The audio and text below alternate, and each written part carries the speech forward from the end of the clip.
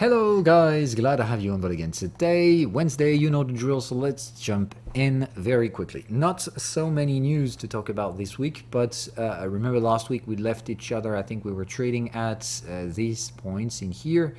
And basically I told you I would be ready to buy a signal if such signal occurs somewhere around the trend channel. As you can see, it definitely appeared. That was exactly as expected. We oversold building a higher low point, which to me was a no-brainer. I've also decided to trigger my trade on the reference time frame, which means I was looking for a trend signal on the trend channel, but of course without I wouldn't trade without an H1 signal, which is exactly where I paid. So I paid this and I basically saw the confirmation a few hours later on the 4-hour chart and decided, yes, that's good enough to go. So let's ride in. So that was basically buying, looking for the confirmation, and as the confirmation occurred on the higher time frame, I let myself ride.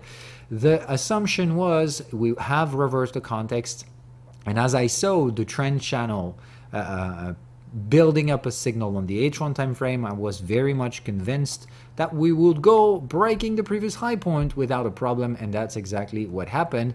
Therefore, we squeezed the third range boundary, and to me that's just clearly one more sign confirming the same old story. The sentiment is over bearish. There are way too many people selling the S&P 500 for whatever reason there is. They're thinking the end of the world or dip ceiling or whatever. Just all the usual narratives fueled by the social medias and all of the financial news and stuff like that.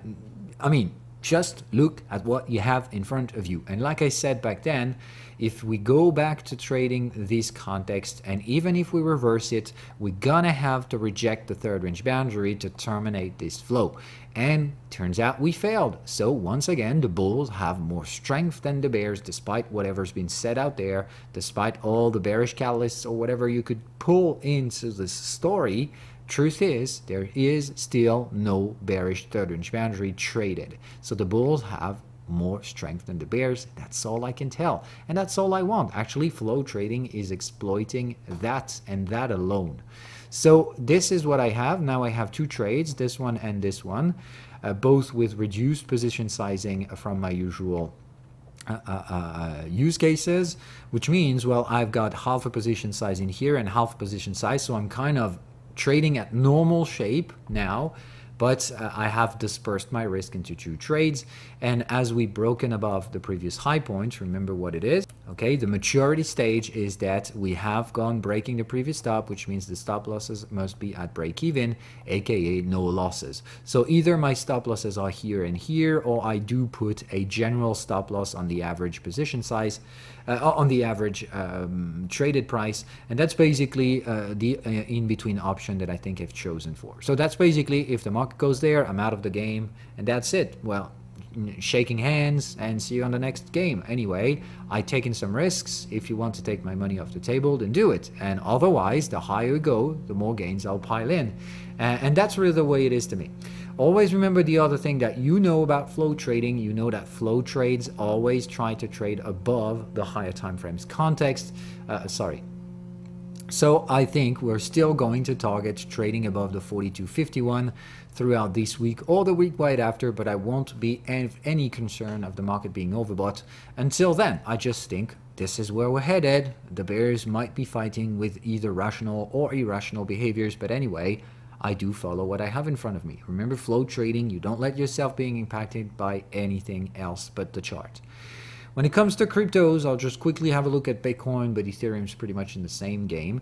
We were trading 4-hour charts in here, and the context was, even though different timescales, quite similar. We've reversed the context in here. There is no delayed third range boundary, so the same old is still at play. We're gonna have to go by this third range boundary, and if and only if it rejects, then we would be able to say that the flow trading is over. Until then, well, we can grind our way doing stupid shit until we either reject or passed through and make new highs. So that's really the way it is. Like I said, I definitely think that just like for the S&P 500, we're gonna fuck all the bears all at once, destroy the liquidations and stuff like that, and go all-time highs. Oh, not all-time highs, but go breaking the previous high point. And that would be just exactly as on the S&P 500, squeezing the third range boundary, which is one more sign that the same flow is still going on.